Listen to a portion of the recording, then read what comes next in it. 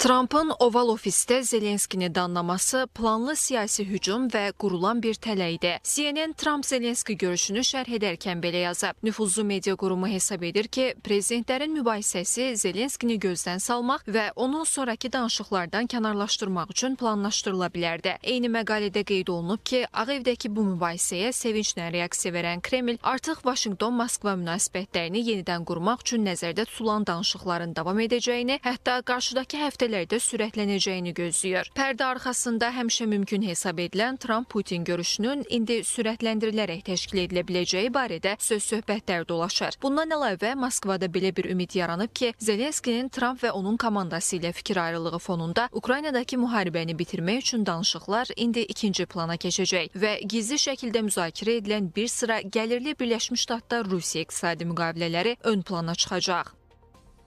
Görünür, Trump artıq Amerika Birləşmiş Ştatlarının xarici siyasətində köklü dəyişiklik etmək istəyir. Hətta son baş verənləri Amerika Birləşmiş Ştatları Rusiya müttəfiqliyinə doğru böyük istiqamət kimi də qiymətləndirmək olar. Düşünürəm ki, bu məsələlərin kökündə iqtisadi amillər dayanır. Ukrayna Trumpın Rusiya ilə bağladığı böyük müttəfiqlik müqaviləsinin sadəcə parçasıdır. Unutmaq olmaz ki, Rusiya təbii sərvətlərlə zəngin ölkədir. Bu baxımdan Trumpın bura meyillənməsi təəccüblü deyil.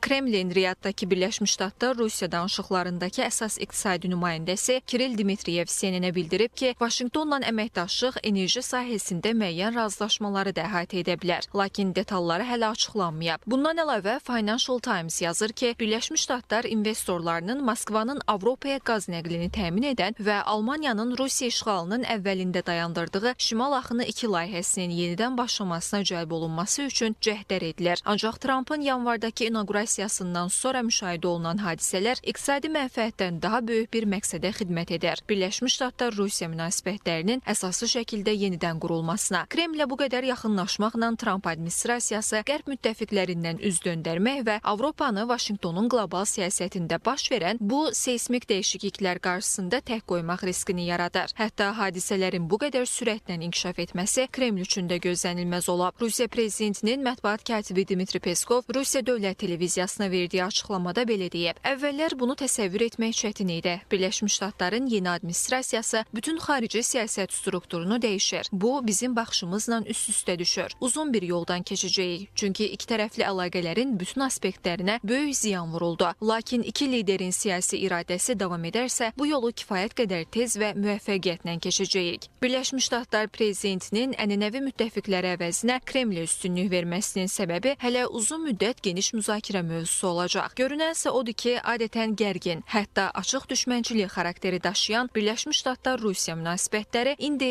yeni və radikal bir mərhələyə qədəm qoyur.